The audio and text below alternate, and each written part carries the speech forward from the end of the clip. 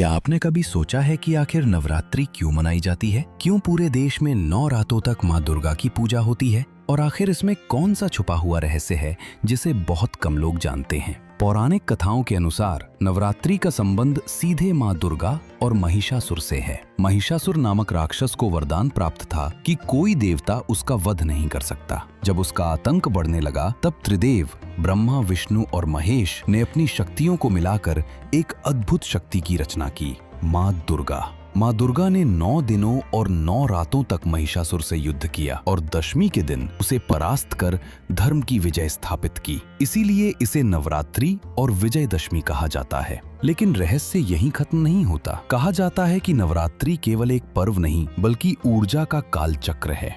इन 9 दिनों में ब्रह्मांडीय शक्तियां सबसे अधिक सक्रिय होती हैं। इसी दौरान साधना, उपवास और ध्यान करने से मनुष्य को असीम शक्ति और सिद्धि प्राप्त हो सकती है। यही कारण है कि ऋषि मुनि इन दिनों को आध्यात्मिक जागरण का काल मानते थे। नवरात्रि का असली रहस्य माँ दुर्गा के 9 रूपों में छुपा है। शैलपुत्री, ब्रह्मचारिणी, चंद्रघंटा, कुष्मांडा, स्कंदमाता, कात्यायनी, कालरात्रि, महागौरी और सिद्धिदात्री। हर दिन एक अलग शक्ति का पूजन किया जाता है जो भक्त के जीवन से अंधकार, भय और दुख को मिटाकर उसके जीवन को आलोकित कर देती है।